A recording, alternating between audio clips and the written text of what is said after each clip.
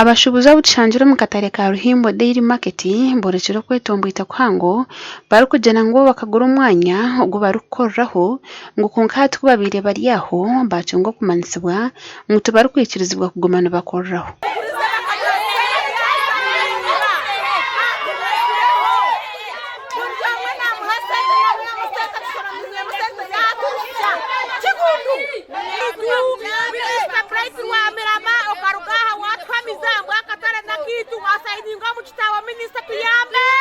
kugira ngo umwanya wo bagutubingemo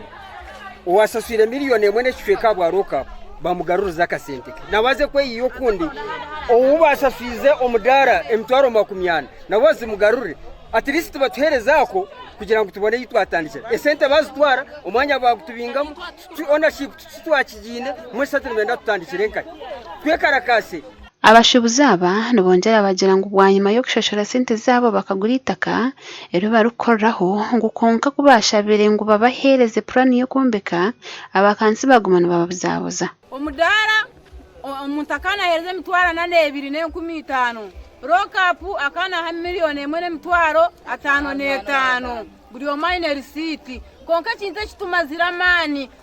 abatawunikanza ko babene bizaha tubagira konka si obwiro butwashaswire kabwahwayo timutereza purani tukombeka nite tukamanya ngo umwanya gwitwa gutwaguzire twagombekamu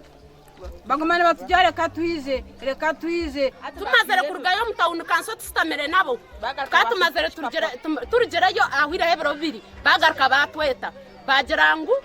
ebero 9 tibyakiri 9 mbwenu batorwa akabiri ebero 2 byonka tubakwenda mukakoko kona karanka zerera tubakwenda mukasisi orara barabamu tiya gasinzi mute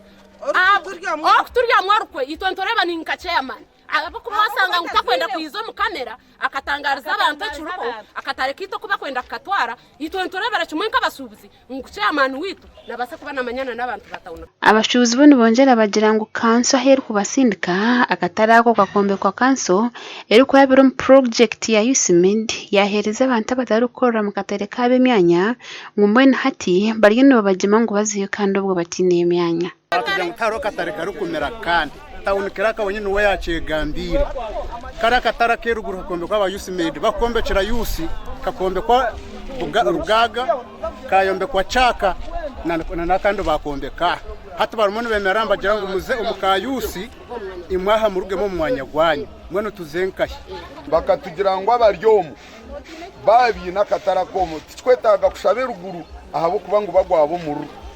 abantu twashara mu kugira ngo tutatangatanga abamwe bakwata kuri abaye batine mu abo mbaguma mwene shako yikire bajya ngo tusifting kutunyegire ibakuza kututeka bakamabaho bariyo batwatere biti benda kutwateme hati 20 buza umurisingiro nkitwe nk'abashubuzi ubushubuzi buhuyiremo twagezeho kugambana bakuru ba kanso hanshongeje rwabazi rwa RDC gwine bakamabagwa bagushashirira mutana kanso namwe nuko barashifting baza mu kataraka akakombeje go USMID tuzakweta physical plan na engineer batere plan bakamabo mwanya go bagombeke twida ngo gumanya no gwatana kanso no Bueno mbere ni nyenda ngo funa kire nyengaging town clerk mubuze document ibakoza kusayininga n'abakatari kugira ngo barayini bafuruka umwanya gwabo tibarije kugugura binga umwanya gwabo nugusha kuguma kujya ugwabakatari ahabwo kuba na town council ni supportinga ahabwo kugira ngo binene bi implementing a trade order kandi cyo trade order ticha town council echo kiri countrywide ito tunene to implementing government yeri kuturagira amakona gagasha kwa Nduhura Felix